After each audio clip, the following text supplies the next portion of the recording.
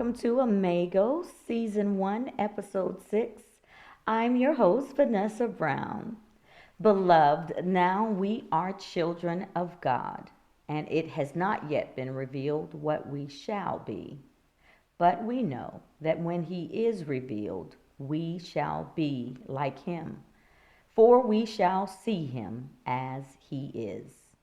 1 John chapter 3, verse 2. Today, I have the honor of introducing you to one of my mentors and fathers in the faith, Reverend Ted Hambrick. I'm sure me saying this is a complete surprise to him, but 2 Corinthians chapter 3, verse 2 says something about us being a living epistles, right? Letters written. And the very first time that I met him, even though I don't speak to him often, as soon as he showed up at my school and offered to help me, God revealed to me who he was, a living epistle, a letter written from Christ. He has been a Nazarene pastor for 37 years.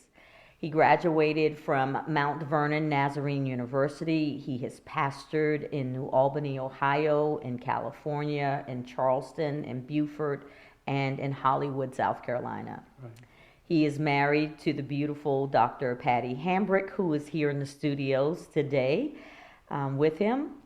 And together they have ministered at multicultural churches and assisted in starting 2 Hispanic churches. And they are the developers of the Super Life Super Bus, a neighborhood mentoring program designed to take the church into at-risk communities. So today I have the honor of having him in the studios with me. So welcome, Pastor Ted, and to Pastor Patty. Thank you for being here with us. So you're my first guest, and I'm so excited. I'm so excited. Thank you for being here. Thank you for being here. And so I invited you to be here because, like I said, you are like one of my mentors. And when you showed up at the school for me and offered to help me with the kids, it really meant a lot to me. And when I started this podcast and talked about being a reflection of Christ, you were one of the first people that the Lord dropped in my spirit to have on the podcast. Thank you very, very much. Because that's what God is talking about, being that type of person, to be a reflection of him. And so I wanted to invite you on just to talk about that a little bit, because I know you weren't, quote unquote, trying to do that, but that's who you were to me at that time. That's amazing. That's exactly what my desire is, to reflect Jesus Christ. Okay. Well, you did that pretty well for me. Well, thank you. So thank you. So I wanted to start off by asking you, how did God first reveal himself to you? Tell me a little bit about Ted, like who you were like as a kid, and then kind of talk to me a little bit about how God revealed himself to you. Well, I grew up in a Christian home. Mm-hmm. At least my mother was a Christian. And my father died when I was about 12 years old. But my mother, she was a praying woman. Mm-hmm. And I would hear her pray at night. I have 7 brothers and sisters, and she'd start with Kenneth, the oldest, and come on down. I was next to the youngest, and I would just wait till I could hear, and there's Teddy. And she would pray for me at night.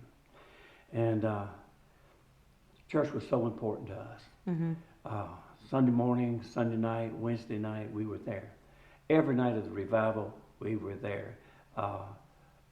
But it was a good thing, mm-hmm. because there's where our friends were. That was our social events. And so church was so very important to us. We had some great pastors. As I look back, I have to say I loved them all. Mm-hmm. And I felt like they loved me as well. They would preach hellfire and brimstone. Mm-hmm. And for a little kid, I found myself at the altar quite often. But it was a real good growing experience, building a foundation in Christ and what the church is. But I have not always lived close to the Lord. Mm-hmm. When I was 17 years old, I was at a revival at our church. Our church would run about 35 to 50. And we had this revival. And they started out with the song, He Touched Me. Shackled by a heavy burden, neath the load of guilt and shame. Mm-hmm. Then the hand of Jesus touched me, and now I am no longer the same. He touched me. Oh, He touched me. And they, like the second night of revival, they would just start with that song. And the Holy Spirit would come in, and it was amazing what God was doing. And our little crowd of 50 people mm-hmm. started to grow and grow and grow, and the church was packed. They had folding seats down the middle of the aisles to seat more people. Mm-hmm. And one thing that happened there was a boy that had cleft palate. Yeah. And what's that called where their lip was hair lip? Yeah. And they had repaired as much as they could, but when he spoke, you just could not understand him. I remember seeing him sitting up on the platform or kneeling upon the platform at this time, mm-hmm. and he's praying. He's just a little boy. He's praying, and I'm watching this, and he stood up and began to speak, and he began to speak clearly. That was about close to 60 years ago. He still speaks clearly. Wow. But during that revival, God spoke to me. And I had to recommit my life to Him that night. But then He spoke to me about being a pastor. If He ever made a mistake, that was a big mistake. Vanessa, I had dropped out of high school. Mm-hmm. I could not write a sentence. I could not do fractions. I had no education. Mm-hmm. When I spoke, I stuttered. Mm-hmm. And I was so painfully bashful, I dreaded meeting anybody. And God wanted me to be a pastor. Wow. Well, it was quite a journey. A year or so later, I joined the Army. And I left Jesus at home. If you can imagine a bunch of young men getting together, never been away from home, and how they would act. Well, that's how we acted. And it went like that for several years. But one time he began to deal with me. Let me tell you what I was doing. I owned a business. I had a business partner. Mm-hmm. It's 10 o'clock in the morning. We're in a bar. We've been smoking dope, mm-hmm. and we was drinking pretty heavily. Mm-hmm. And he's playing pool, and I'm sitting there. And all of a sudden, God told me I was dying.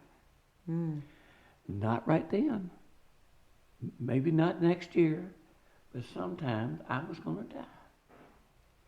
And my thought was, that's the most unfair thing that anybody could do to anybody, to create you and let you enjoy life and then take your life. Right.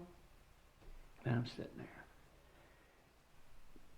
If there is a God, hell is for me. Mm-hmm. Heaven is not. And the best thing I could hope for is that the grave would be all there is.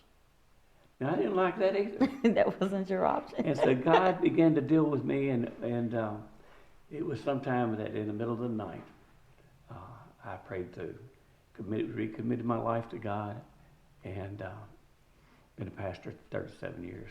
Wow. That's amazing. Wow. So when you think about the attributes or characteristics of God and some of the things that you've been through, what would you testify about God? I Well, think, and I asked that question, like, what would you testify about God, like, without a shadow of a doubt? What would be the one thing you would say about God that He's been for you? now I heard some of your podcasts, and so Mm-hmm. we've been on a journey, haven't we? Yes, yeah. And if you've been on a journey very long with Jesus Christ, the one thing that you can say, He's faithful. Mm-hmm. He's faithful. I can tell you that in the darkest moments of my life, and we've all had dark times, Mm-hmm. times of people where we've lost loved ones, or when you've had 2 brain tumors Mm-hmm. or operations, Mm-hmm. and you have these dark moments, and you think, how can God be in this? And you might even question, is he going to be faithful this time? But then you look back, maybe years before, and at some event, yeah, he was faithful there. Mm-hmm. And then just a short time later, he was faithful there. And then last week and yesterday, he was faithful, and he's going to be faithful today. Mm-hmm. So faithfulness is what I would say. Yeah, that's mine too. It's the faithfulness of God, regardless of the situation. Mm-hmm. Doesn't matter how painful it is, that we don't want to go through it. It doesn't feel good. It's uncomfortable. It's whatever He said, He's going to do it. Trials are ways that we grow. Mm-hmm. We grow in our faith. Mm-hmm. And as much as we don't like them, I guess they're necessary. Right, and I think one of the points that I was trying to make, and I don't know if I made it very well in one of the last podcasts, and that I think it was the one where I was talking about Thomas and Jesus showing up, and even showing Thomas his wounds, is, Thomas, I have the wounds, but I'm glorified, and that's the faithfulness of God, that even in our wounds there's glory. And for us to have enough faith in Him to realize that you may have the scars, you may have the wounds, but He gets the glory. And if you stick with Him, you'll get the glory as well, So it is that He's just faithful, and I love Him for that. Yes. So I wanted you to talk a little bit about I got a lot of questions for you. So I wanted you to tell me a little bit about your ministry, and what made you decide to go into your ministry. First of all, let me tell you, I am one person that never anticipated working with kids. Okay. Kids scared me. I'll tell you why. They are so unpredictable. You don't know what they're going to say or what they're going to do, and at the worst time, they're going to say the worst thing. And I never really wanted to work with kids. But that's how God led us. And you can't say, when God comes to you and He leads you in a way, the answer has to be yes. Mm-hmm. To say no to God is not an option. So we were pastoring a little church in our home, actually trying to start a church. Mm-hmm. And it was going pretty well. And we wanted to reach our community. Most everybody that came was driving in from several miles. And we wanted to reach out to our community. And we thought, well, how can we do that? There's a little bus sitting in our driveway. And how we got there is my wife, Patty, her dad was in a nursing home in West Virginia. Mm-hmm. And she was visiting her dad. And she saw that they had a new bus. And the old one was sitting there. So she went and asked if they would be willing to donate that little bus to a church down in South Carolina. And he said, oh no, he says, we're going to try to sell it and see what we can get out of it, maybe put it on eBay. And so we kind of forgot about it. And then a month or so later, he called us, told us to come get our bus. Mm-hmm. So we had that little bus sitting out in our driveway. And, well, you know, like I say, we were having church in our house. Mm-hmm. So if we went and got a bunch of kids or people, where we going to put them? You know? And so we came up with the idea of having church on that little bus in the neighborhood. Now, you remember years ago there were so many churches had buses, and some had, 10, 15 buses, something like that, and they would go out and pick these kids up, and these kids come to church, and here's why they disappeared. It's because those kids were not trained to be church kids, and they would run, and they'd knock grandma over, and they'd say ugly words, and they'd dirty up the church, and they created a lot of problems, so the buses slowly disappeared. So God led us to go into the neighborhood. Now, we were sure that it was God. Now, we went to the first mobile home park close to our house and visited, and they were so glad to see us. You would thought that Cousin Eb showed up. I don't know.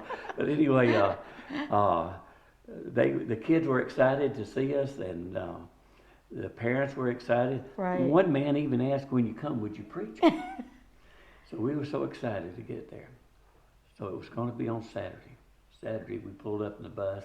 Just as we stepped off, the owner of the park says, "You're not doing that here." Oh, wow. But we were sure that we were doing what God wanted us to do. Well, weeks went by, a month or so. What was God doing? I mean, did we misunderstand Him? So I was leaving the house one morning. It was kind of rainy outside, and I was going to go to McDonald's and have breakfast.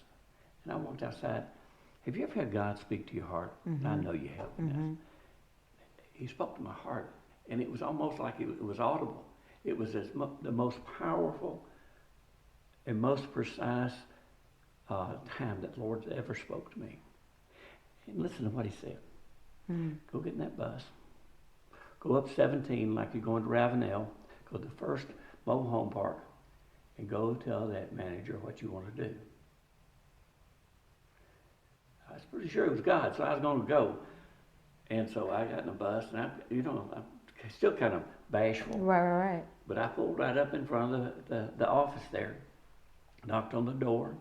She invited me in, and I said, "Here's what I want to do." He said, I said, "I would like to come and do a ministry here at your park." I said, "But I want to help you." And my wife Patty and I had come up with some important values. I said, "I want to help you because we know that you've got kids here, and when you've got kids, you've got misbehaving kids, and we want to help you with that. We want to come and teach rules, the importance of rules, respect, responsibility, and then I'm going to pastor, and I'm going to teach them relationship with the Lord and love of Jesus, and then here's what we're going to tell them: education, education, education." You know what he said? That's exactly what we need here. And so they invited us there, and come to find out she was a manager of another park, and then we began to go up the road to the other parks, and we ended up in all the parks going toward Ravenel. And God has really blessed it. And we have 10 or 11 different locations that we're doing, or we're having a program. And we just started 3 or 4 in Zanesville, Ohio. Oh, wow. And so God is really blessing, and that's how it started. Wow. So how has it been for you ministering to people from other cultures? How have you been able to navigate that? And even not just the children, but in ministry in general. Started out kind of rough. It really did. Tell me about that a little bit. Well, I grew up in Tennessee, and I was as racist as anybody else, and more than you others. were? Yeah. No. What happened? Let me tell you how God healed me. I was pastoring a church in New Albany, Ohio, and we had a Sunday that we were going to fill our pews. So I'm standing up behind the pulpit. I didn't realize I had the problem that I was having in my heart. And here comes this young man and his beautiful blonde sister and her black husband and their 2 little children. I got mad. Wow. I didn't want to be mad, but I was mad. But after church, being the good pastor I am, they were standing in one pew, and I was standing behind them talking. And I was trying to be as good a pastor as I could, as kind as I could. But this little girl, about the same size as my little boy, kept staring at me. And out of the corner of my eye, I kept looking at her.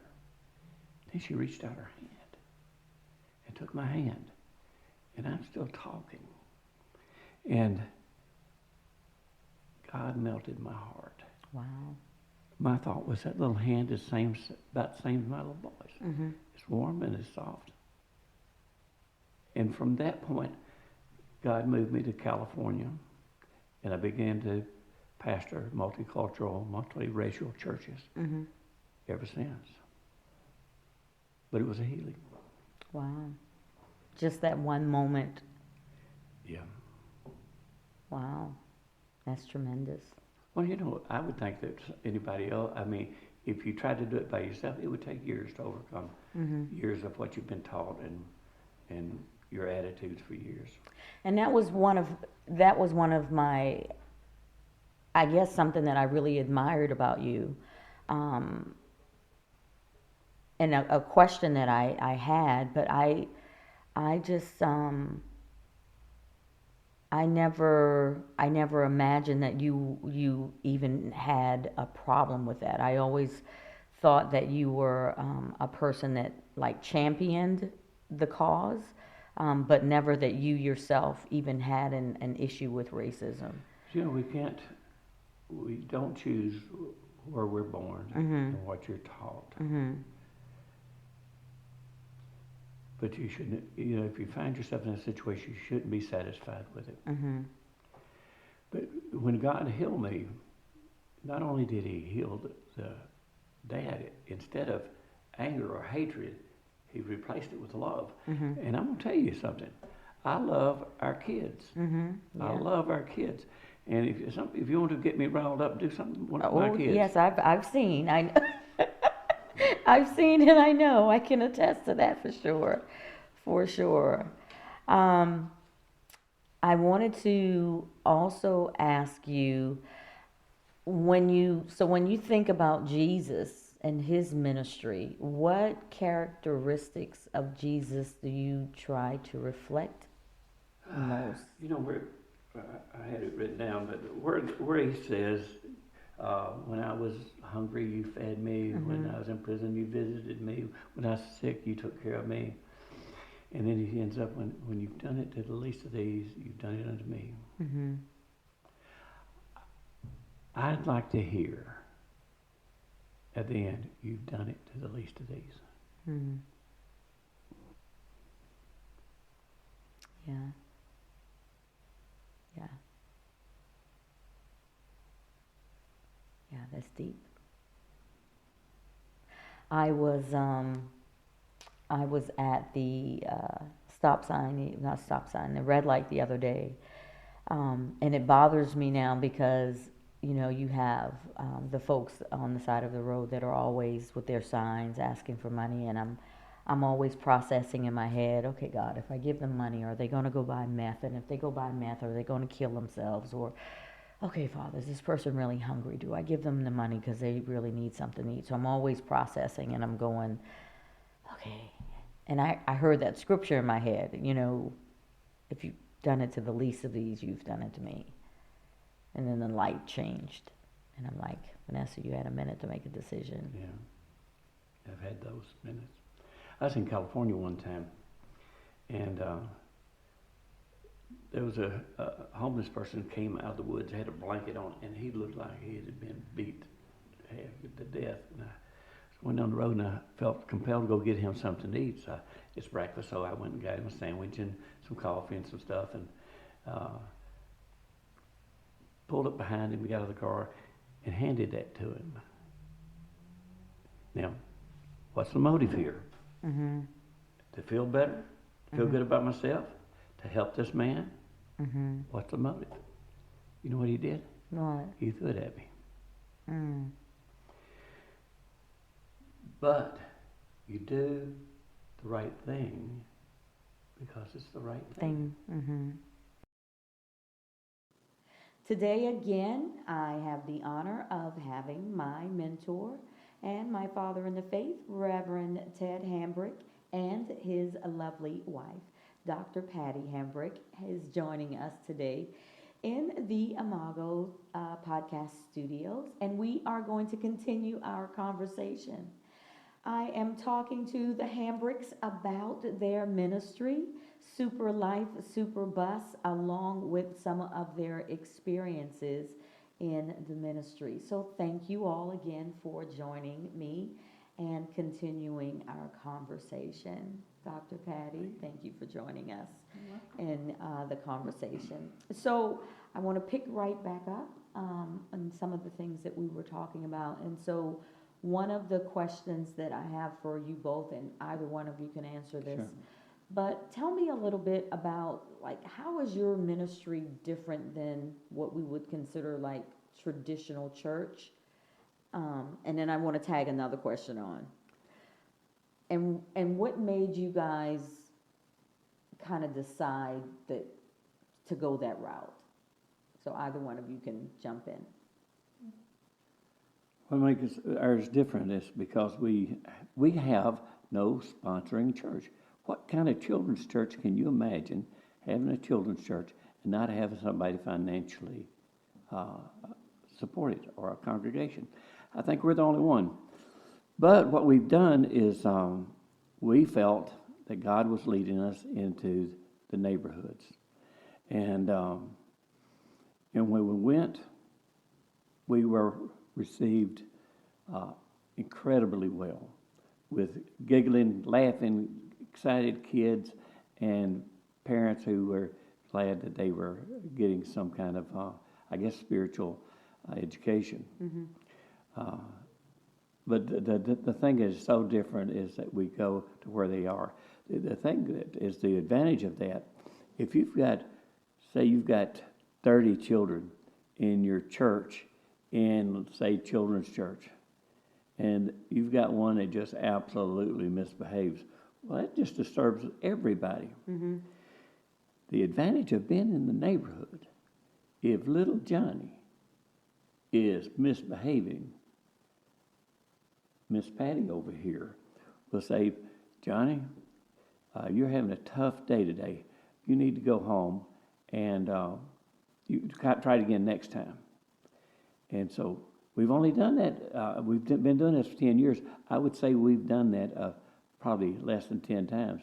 But when she sends them home, she follows up with a visit with the mamas. Okay. And we have excellent rules that we make sure that the students follow. Mm-hmm. Our Super Life values, which Pastor Ted has shared in the last episode, Mm-hmm. the rules, respect, responsibility, relationship with the Lord, love of Jesus, and education. Those help us to have good behavior from the children.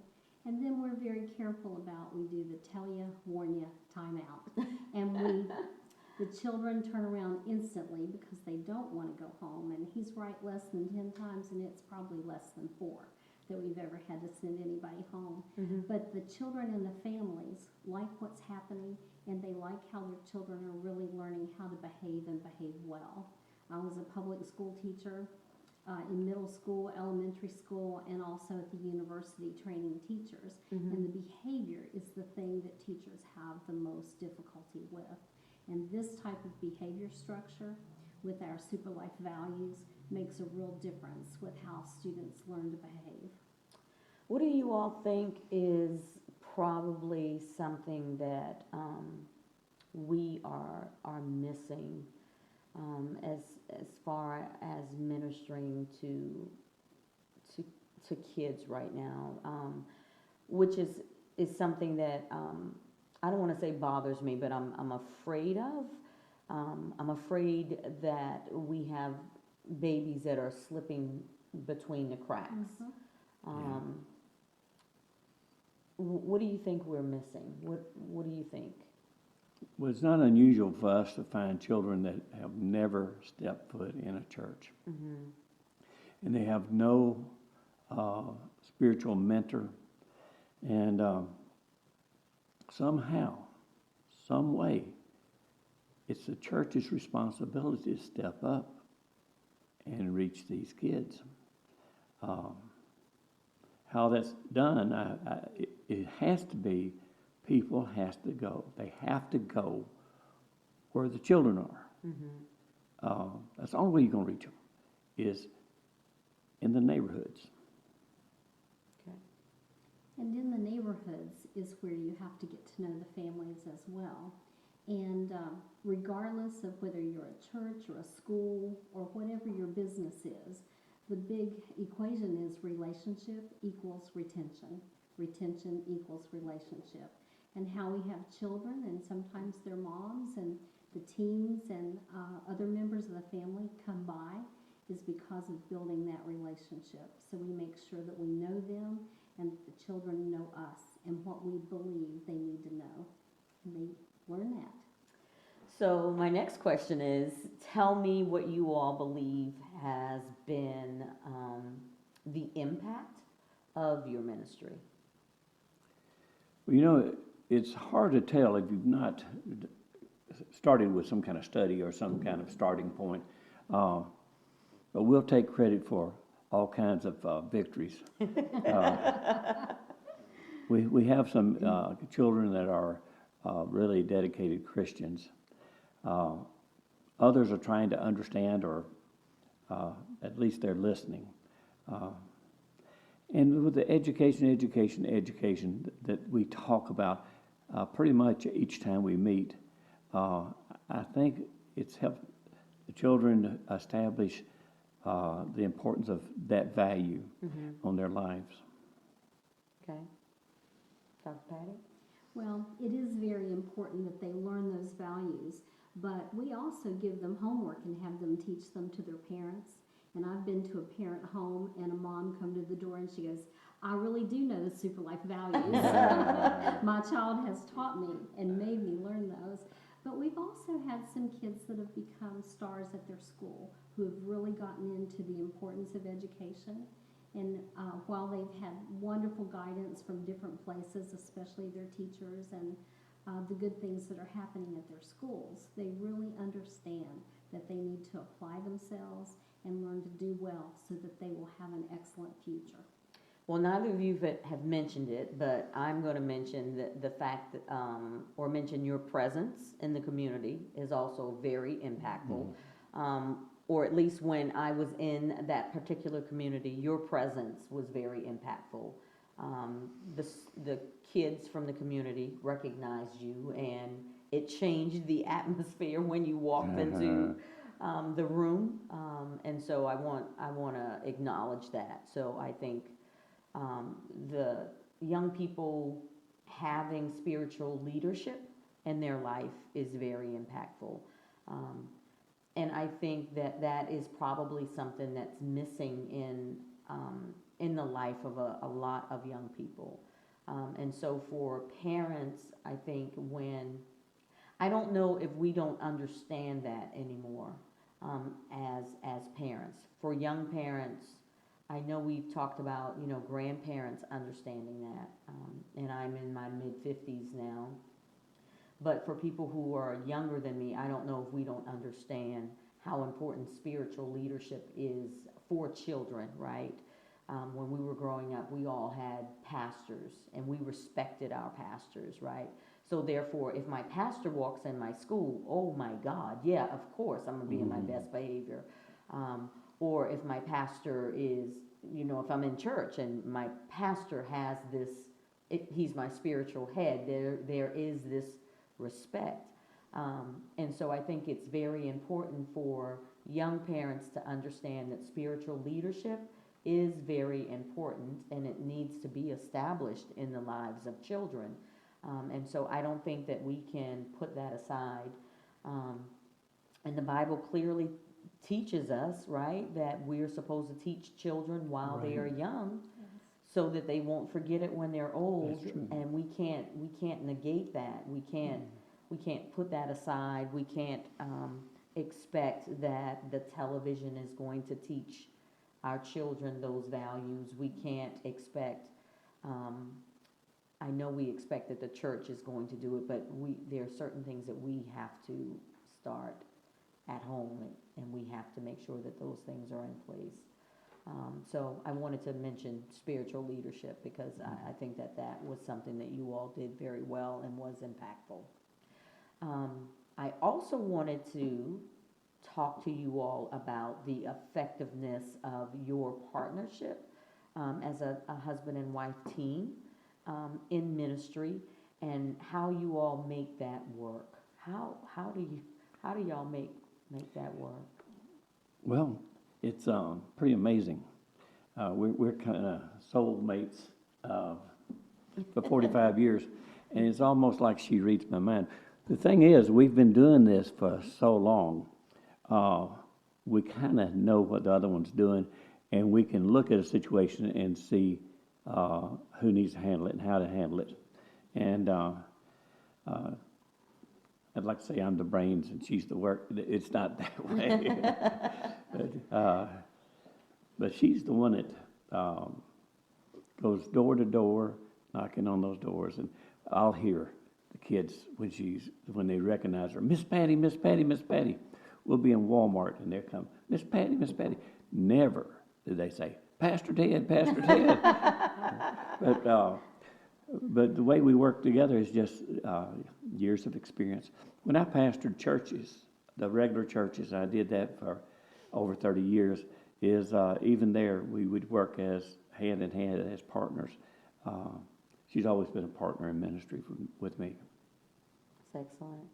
You mentioned spiritual leadership, but we also have an element of behavioral leadership for the children, and also the way that they should behave at home and at school.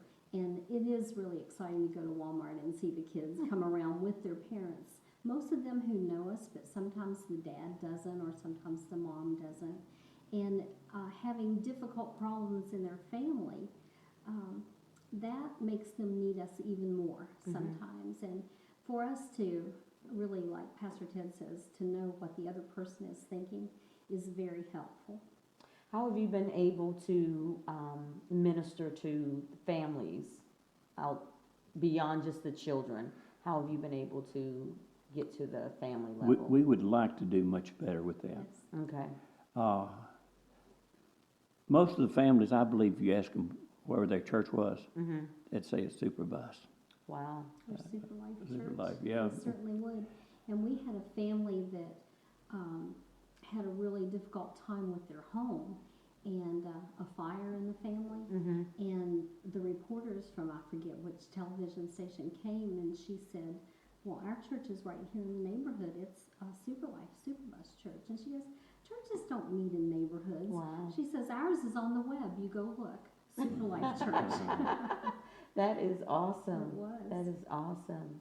How have you been able to, you talked about that Super Life has been able to go to other areas. How have you been able to expand the ministry? Well, because we have a teaching and training program, we will be invited to other churches or other states or both. And even here in South Carolina, we have a lot of different Super Life locations. But it's very important that people understand that the way you build your church is out there. And we've done it both ways, in there and out there. But you get a chance to be teaching about the Lord out in the neighborhood. And these people don't come to another church. Their church is out in the neighborhood, although we do have residents in that neighborhood who do have a church that's a building down the street. We have found that we've had several churches. We do go to different churches and present our ministry. Some will sign on, others, most don't. Because what we're describing today is a lot of work. Yeah. A lot of commitment. And so we'll go and tell them how it's done, and we don't hear from.